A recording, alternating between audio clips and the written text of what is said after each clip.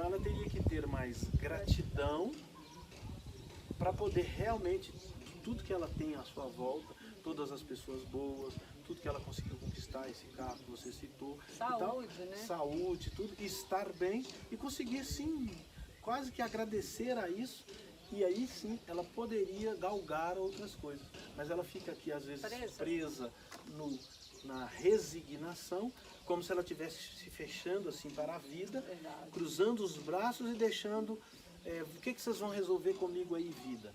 Então, essa não é uma posição muito boa, porque na verdade isso é uma posição de vítima. Existem 3 passos para o autoconhecimento objetivo: observar, significar e escolher. E aqui neste podcast eu vou aclarar a sua visão da natureza humana, porque quando você foca na sua própria história de vida, as suas escolhas ficam objetivas, porque a grande verdade humana é a seguinte: as lutas do dia a dia passam, mas o autoconhecimento objetivo fica. Seja muito bem-vindo, muito bem-vinda a esta Conversa no Quintal. Eu sou o Ailton Souza e essa Conversa no Quintal é sobre o ser humano aonde habitamos.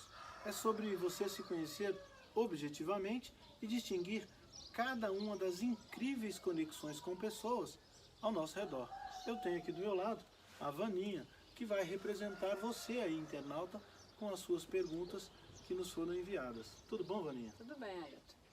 Hoje o nosso tema vai ser sobre dor e sofrimento, né? Muito bom tema, muito amplo inclusive, Isso. né? Vamos estar conversando um pouco, com certeza vamos responder algumas perguntas dos internautas.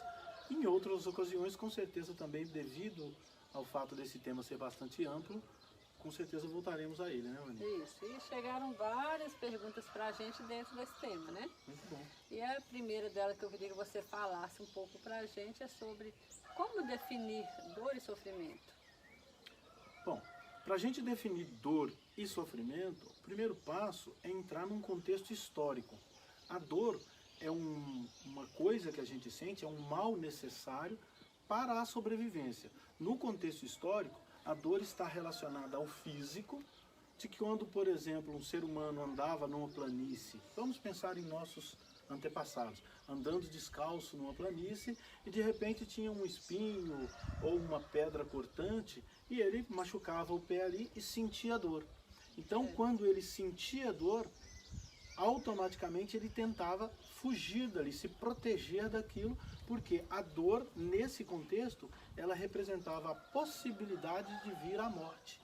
Porque dependendo da dor, dependendo do problema que estava ali naquele corte, representaria a não continuidade do animal.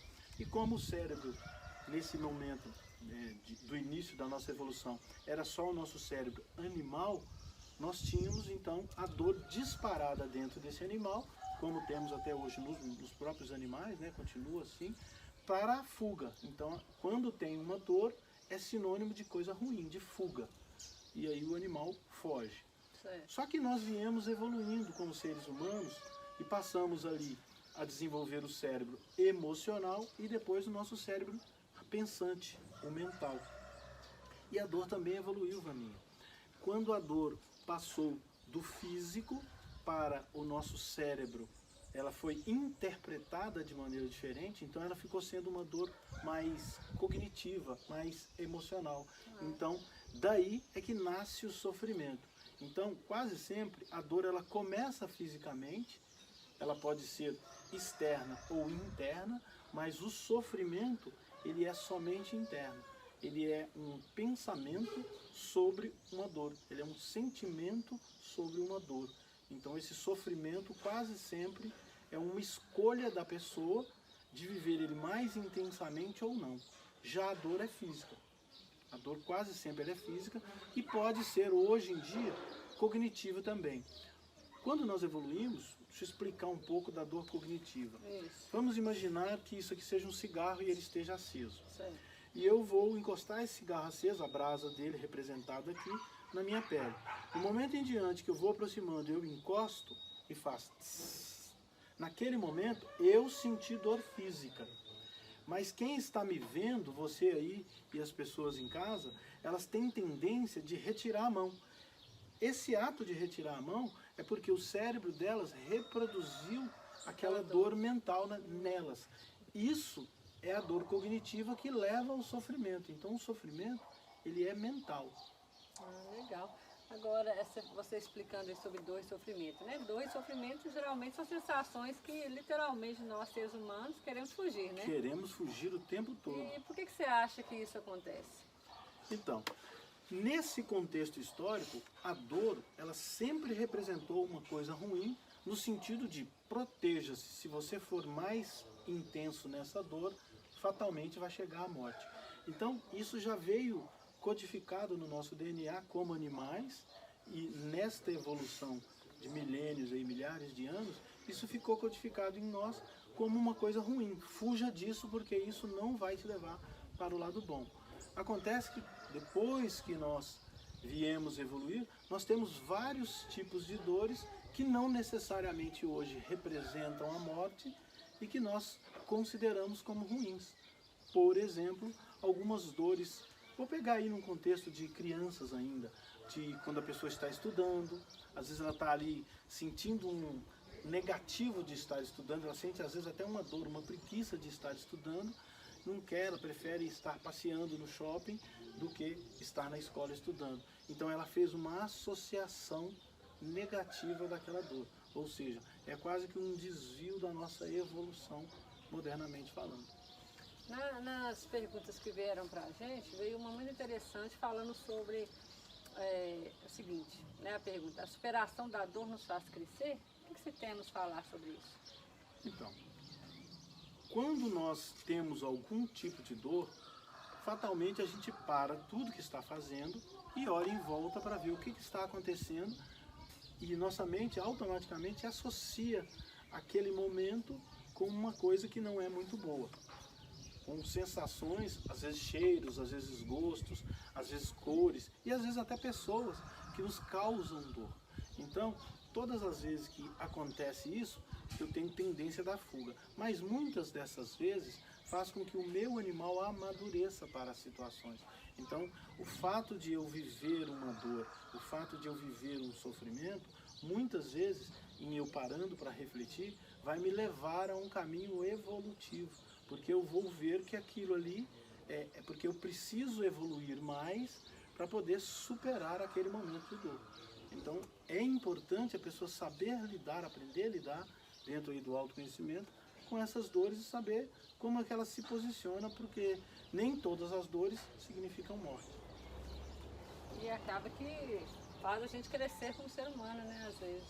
Faz a gente crescer como ser humano, desde que você absorva aquilo e reflita sobre o que essa dor pode me trazer de bom, porque nem tudo dentro da dor é ruim. É claro que é difícil para a gente falar que a dor é bom. A dor é uma coisa que a gente interpreta como ruim, mas dentro desse conjunto de coisas ruins que vem junto com a dor, com certeza existem muitas lições. Cabe a nós aprendê-las. Tirar um aprendizado. Tirar um aprendizado, porque senão fica sendo só um sofrimento, uma dor, e aí acaba sendo relativamente desnecessária. Se você vivê-la hoje e não corrigir uma rota, não mudar um caminho, não desviar eventualmente amanhã do mesmo problema, você pode ser que amanhã você viva essa mesma dor e de maneira até mais intensa, de uma forma que você não consiga nem suportar às vezes. Então, você acha que a dor e o sofrimento são frutos de escolhas nossas? Muitas vezes acontece de a dor nascer a dor e o sofrimento nascer de uma escolha. Só que o que acontece? É muito mais fácil a pessoa sofrer quando acontece de ela escolher. Vamos dar um exemplo. Se tem um caminho A e um caminho B, e você olha aqueles dois caminhos e não sabe para o qual você vai. Em um determinado momento você toma uma decisão e acaba escolhendo ir para um determinado caminho, vamos supor aí o A. Você escolheu o caminho A e tomou aquele caminho e foi. Chegou lá na frente, aquele caminho te causou muita dor e sofrimento. A tendência daquele caminho A te causar mais sofrimento além da dor é porque foi você que escolheu. Então você se sente mais responsável por ter escolhi do A, por que você não escolheu o B? Então você fica se remoendo e segurando as decisões, às vezes no caminho, vou para o A ou vou para o B, e aí que acontece o ser humano, às vezes, procrastinar, que é adiar, adiar, adiar. E ele mantém, às vezes, uma situação por anos, para poder não ter que decidir e ter somente uma opção, uma oportunidade, porque aquilo ali representa uma possibilidade de dor. E daí nasce o sofrimento. Ele não quer ser responsável por ter tido que tomar aquela decisão, se aquela decisão chegar a levá-lo a dor e sofrimento. E sim, falando, né, dentro do autoconhecimento, você acha que o autoconhecimento objetivo, né? Sim. Ele pode nos ajudar a mudanças, né? Para que a gente venha evitar essas dores. Como que funciona essa parte? Quando você estuda o autoconhecimento objetivo, a gente aprende lá que tem um dial. O que é um dial? O dial é como se fosse uma escala. Nessa escala, nós temos as coisas boas e as coisas ruins de um lado. O que é remédio está de um lado e o que é veneno está do outro. Quase sempre em substâncias ou mesmo em comportamentos humanos, nós temos esse dial, essa escala ali, e o equilíbrio está no meio. Quando eu tenho uma dor, quando eu tenho um comportamento muito repetitivo, ela pode gerar uma escala de dor crescente. Todas as vezes que eu repito muito um tipo de comportamento. Então é aí que entra o autoconhecimento. Quando eu tenho um autoconhecimento bom, eu vejo quais são os meus comportamentos que me geram dor e, consequentemente, sofrimento. E aí eu consigo equilibrá-los melhor. Porque tem coisas que eu acho que eu faço bem e às vezes eu repito tanto aquilo que automaticamente eu causo um problema para mim. É muito fácil de ver isso quando você está no físico, né? Vou dar sempre exemplos físicos para ficar mais fácil. Fica mais fácil o entendimento, né? Num jogador de futebol, por exemplo, é muito fácil dele ter problema no joelho. Por quê? Porque como ele está correndo ali sempre atrás da bola, ele desenvolve sim os seus músculos, mas ele usa tanto aquilo que às vezes ele, de tanto usar, ele causa um problema ali no joelho. Então, ele foi para o lado do comportamento tão repetitivo ali que num primeiro momento ele se desenvolveu, os músculos dele ficaram fortes. Mas ele chegou a usar tanto aquilo que às vezes passou de um certo limite em que aquele remédio, aquele que estava sendo bom para ele, virou um veneno. E às vezes ele tem um problema ali de ligamento ou um problema qualquer no joelho que ele quase não consegue nem andar. Ao passo que uma pessoa que não utilizou muito o seu joelho, não teve um joelho tão desenvolvido fisicamente, mas também não tem um problema no joelho que pelo fato de não ter sido tão usado. Isso tanto é nos comportamentos quanto de próprias substâncias. Já diria Paracelsus, né, em 1500 e alguma coisa, no ano de 1500 e alguma coisa, ele falava que a dose que faz o veneno. Se você aumentar muito a dose de uma substância qualquer, mesmo que seja água, você faz mal a si mesmo. Então, não sei se você sabia, Vaninha, tem uma pesquisa que fala assim, se você pegar água pura, começa aqui, e tomar 2, 3 litros por dia, joia, é saudável. Todo mundo recomenda isso. Então, você está com a substância água no campo do uso, da quantidade dela, como remédio, muito bom para o corpo. Mas se você vier para o outro lado do espectro e tomar 20, 18 litros d'água todos os dias, aquilo ali vai te desidratar, porque você vai tanto no banheiro que vai levar todos os sais minerais, as suas energias, e vai fazer mal para você.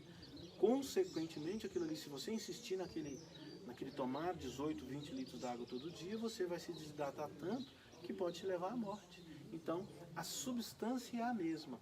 O que faz a diferença é a quantidade. Então, no autoconhecimento, remetendo à dor e ao sofrimento, uma dose pequena de sofrimento, dor, frustração, ela é necessária para fazer com que a gente se movimente, para fazer com que a gente cresça. Mas se você entrar num campo onde você, por exemplo, perdeu um parente ou teve algum problema e você não conseguir processualizar aquela dor e aquele sofrimento e se isolar, por exemplo, você pode fazer aquilo ficar tão intenso dentro de você que aquilo ali acaba até te matando. Acaba prejudicando, né? Tudo em exagero acaba sendo prejudicial, tudo exagero, entendeu? Então esse é um tema assim bastante complexo, que uma coisa acaba esbarrando na outra, né? E essa dor e esse sofrimento, a gente fala que ele é opcional, mas muitas vezes a gente tem que viver o luto. Quando você perde alguém, por exemplo, você tem ali um período que é saudável, luto, né? você viveu o luto, você está triste porque alguém se foi, alguém que você amava. Então essa dor e esse sofrimento, eles não são escolhíveis. O que você tem que fazer é dar tempo ao tempo para as feridas se curarem e ir superando. O que não pode é a pessoa ficar nisso aí por 5, 7, 10 anos. Eu tenho um conhecido, né, um amigo de um conhecido, que tinha numa família um filho, um casal teve um filho, e quando ele tinha acho que 17 ou 18 anos, eles deram uma moto para ele e esse menino veio a falecer com essa moto pouco tempo depois.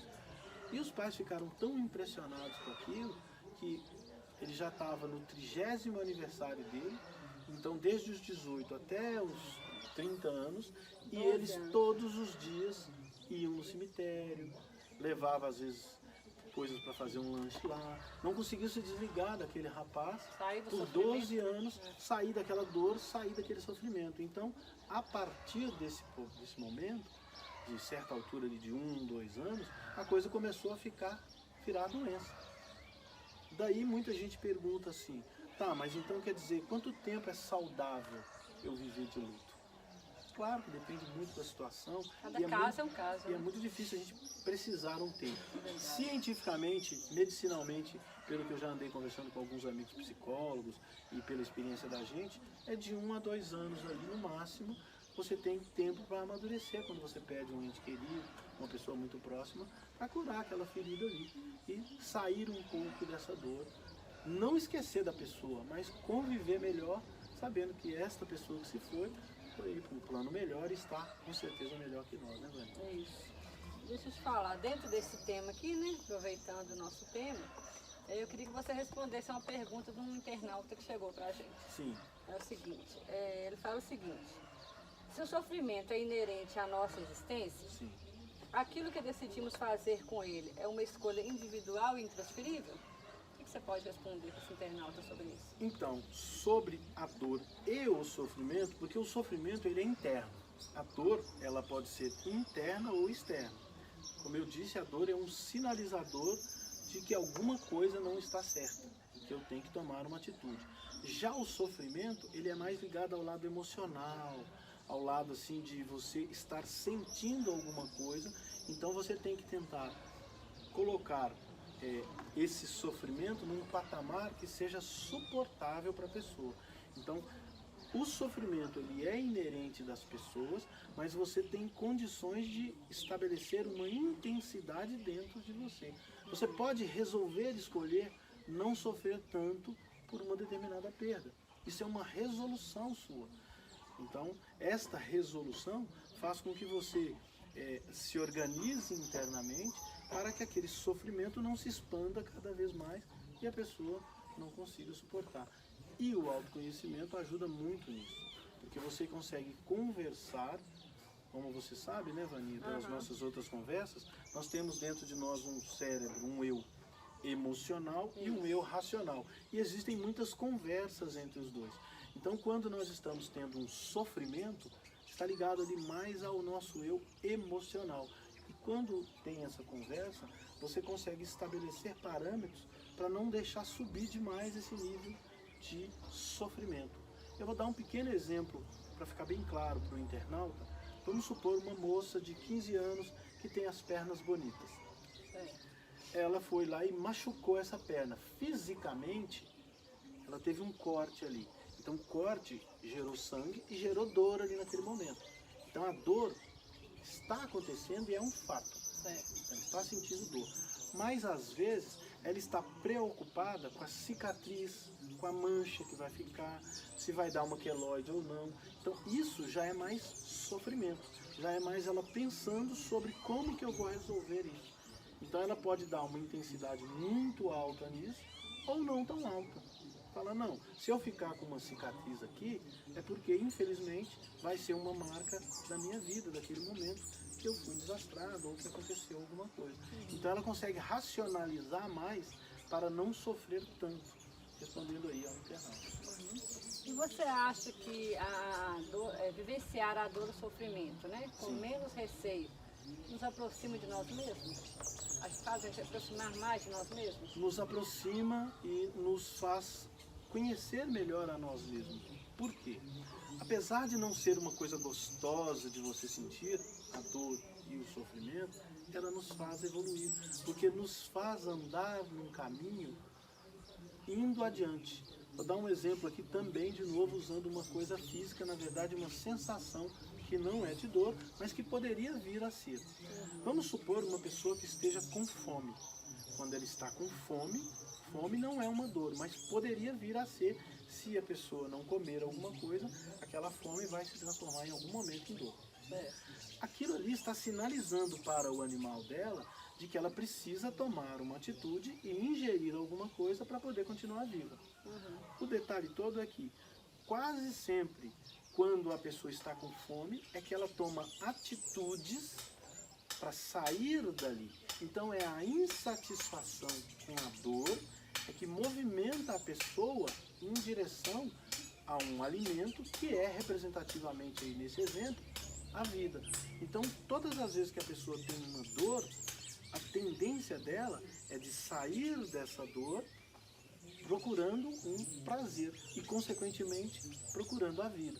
Então quais são as lições que ela pode tirar disso? Quais são os benefícios que ela pode evoluir tendo tido essa dor?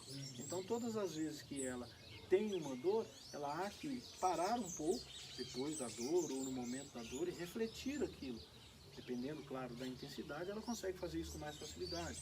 Se for um luto, uma coisa mais pesada, nos primeiros dias ela não vai conseguir fazer. E fazer com que ela consiga refletir quais são as coisas que ela pode tirar dessa dor que vai fazer com que ela evolua. E quando a gente estuda o autoconhecimento objetivo, a gente deixa bastante claro esse dial, como que eu me posiciono, como que eu escolho conviver mais com as minhas dores. Por quê? Porque eu começo a aprender meus pontos negativos e nos meus pontos negativos tem dor ali, Vaninha. De todos nós. Todas as vezes que nós temos um ponto negativo, ali dentro tem dor. E a gente tende a fugir. E quando você faz um autoconhecimento objetivo, você se conhece melhor, você começa a olhar para aquilo ali, como você sabe que todas as pessoas têm algum ponto de dor, todas as pessoas têm pontos negativos, têm pontos cegos. Quando você começa a enxergar o seu, você começa a ver também o dos outros, você começa a ter mais naturalidade para conviver com a dor. E aí sim, respondendo mais claramente a pergunta, esse conjunto de dor, ele, mesmo não sendo desejado, ele nos faz viver melhor, sim. Pelo que você nos falou então agora, então quer dizer que o autoconhecimento objetivo é um elemento crucial para que possamos viver em maior plenitude. Possamos viver em maior plenitude, respeitando sim a dor, tanto nossa quanto de outras pessoas, mas principalmente não escondendo a dor. Porque veja bem, Vaninha, todas as vezes que eu tenho uma dor, essa dor, se ela ficar dentro de mim como um sofrimento, ela vai se transformar às vezes numa mágoa. Vamos explicar primeiro o que é mágoa numa metáfora, um exemplo. Imagina que você está indo ali por uma estrada e acabou de ter uma chuva. E nessa chuva, que é uma chuva emocional, muita coisa que aconteceu, muitos sentimentos negativos caíram ali, algum problema que você teve, está representado ali como sendo a chuva. Essa chuva, quando ela caiu ali e juntou no chão umas poças d'água. Essas poças d'água, elas precisam correr e fluir para o rio. Porque nós, seres humanos, somos feitos, em sua maioria, de líquidos. 70%, 75%, às vezes até mais em alguns órgãos. Então nós temos muito paralelo como funciona o fluxo de líquidos, água. Nessa metáfora, essas poças d'água são as más águas, são as mágoas. Por quê? Porque ela juntou ali, tinha uma depressão ali, juntou uma poça d'água e aquilo ali ficou fétido, apodreceu ali. Então todas as vezes que essa água não fluiu, ela está parada dentro de nós, ela virou uma água fétida e essa água fétida é a nossa mágoa. Então eu não devo carregar uma mágoa, eu devo deixá-la fluir. Então quando eu coloco ela para fora, quando eu falo sobre um problema que eu tive, eu sim estou evoluindo. E a gente só consegue falar mais claramente, identificar os nossos problemas e conviver mais abertamente com ele, colocando eles para fora e debatendo eles às vezes com outras pessoas, justamente quando a gente conhece melhor de si, tendo um autoconhecimento objetivo ali para você saber pensar exatamente o que é uma mágoa, o que é um sofrimento, o que é uma dor, como que eu coloco isso para fora, mostrando para a pessoa que eu não sou um super-homem, ninguém é. Entendeu? E principalmente nessa era moderna aí de Facebooks e de mundo ideal e de que todo mundo só quer expor nas redes sociais as coisas boas que acontecem. Ninguém quer expor lá, eu quebrei a perna. A pessoa quer só colocar quando ela está passeando, tudo é maravilhoso, então todas as pessoas veem isso de todo mundo e todo mundo começa a pensar que ninguém vive problemas, frustrações e dores, todo mundo está tendenciando a esconder essas dores. E quando você tem um autoconhecimento objetivo, você não faz isso. Você consegue falar sobre as suas dores, sobre as suas verdades, colocando assim mais as pautas na mesa e realmente tudo que por dentro nos fere, por fora nos evolui. Verdade.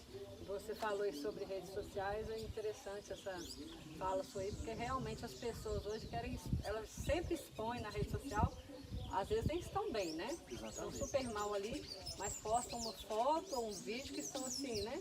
Estão super felizes. Acaba sendo só uma máscara, só né? aparência, né? Então as nossas máscaras, evolutivamente, Vaninha, as nossas personalidades, elas amplificaram sim com a modernidade, das redes sociais e tudo mais. Porque às vezes a pessoa está lá no banheiro da casa dela, ela molha o cabelo e põe lá uma toalha bonita no fundo e finge que está numa praia. Verdade. Então, por exemplo, puxa vida, isso é muito ruim para a pessoa, porque ela sabe que ela está se enganando.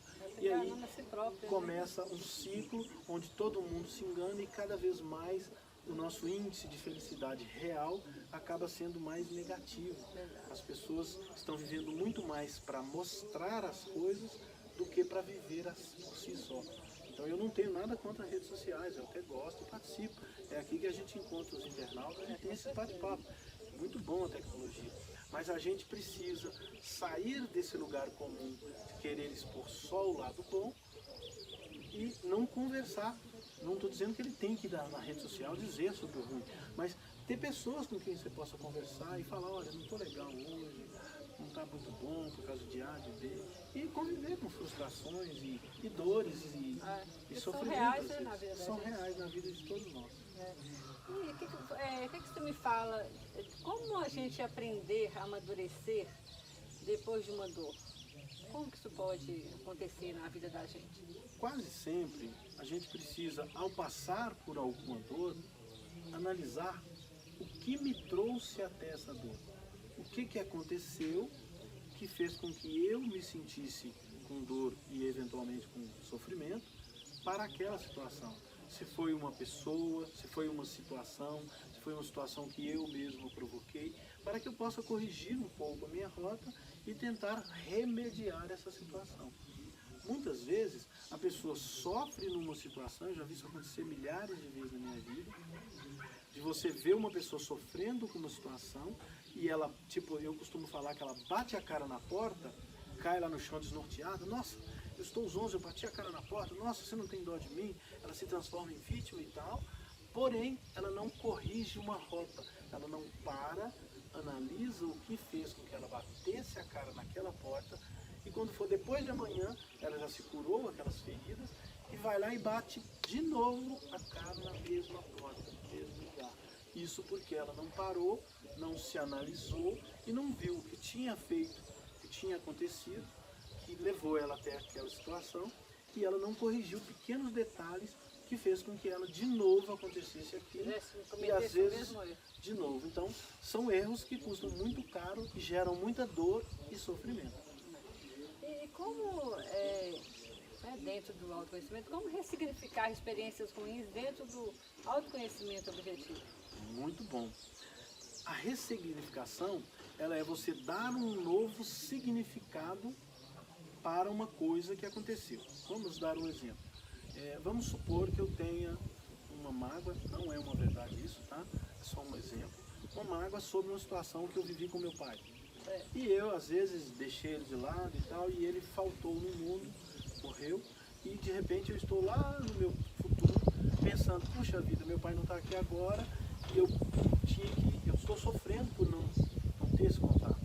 Eu posso sim conversar com ele no outro plano, no sentido assim de eu, comigo mesmo, conversar e ressignificar dentro de mim as coisas que eu não fiz. Justificando, não justificando para ele, mas explicando para mim mesmo um novo significado. E a diferença entre significar, o outro lado do significar, é o resignar. Então eu tenho de um lado a ressignificação e a resignação. O que é a resignação? É quando a pessoa fica assim do contra em relação a alguma coisa. Então, todas as vezes que eu ressignifico, eu consigo dar um novo significado a situações. Por exemplo, no exemplo do pai que eu dei agora há pouco. Vamos supor que eu ficava chateado com meu pai porque ele saía para trabalhava e não me dava atenção.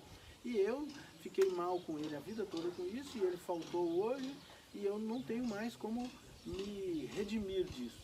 Mas no fundo, ressignificando, eu tenho.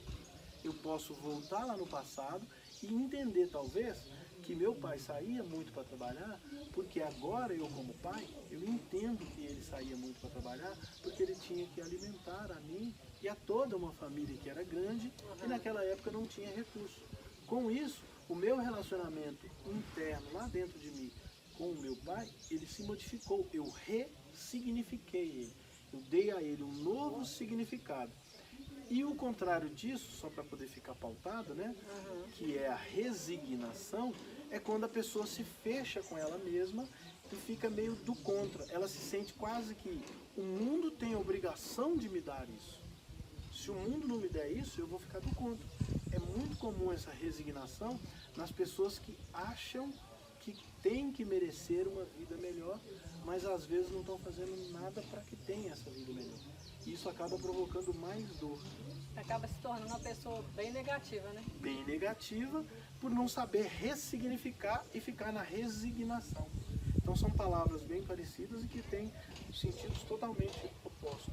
Você falando isso, estou achando interessante, porque eu vivi uma situação semelhante essa semana com uma pessoa conhecida, né?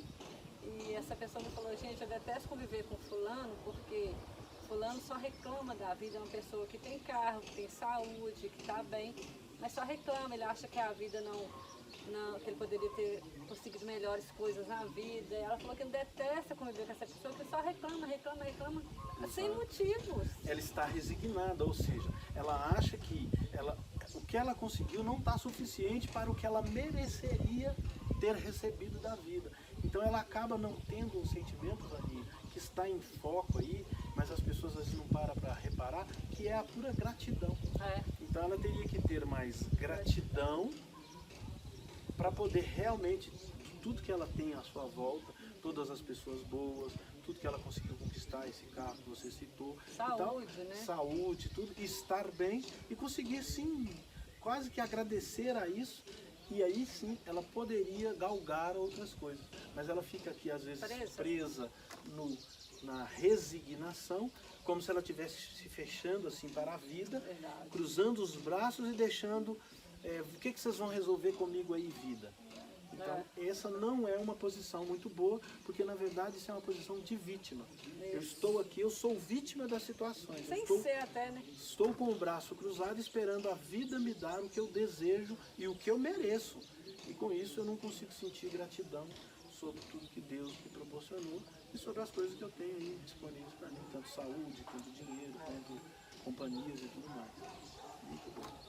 Muito boa a nossa conversa hoje, né? Esse tema nosso ele é muito profundo. Muito profundo. E a gente com certeza vai estar voltando nele, né? Para tirar mais dúvidas dos nossos internautas, né? Que podem ser enviadas pelo e-mail, pergunte pra gente, @manualdejeito.com. Aprendi, decorei. É muito bom.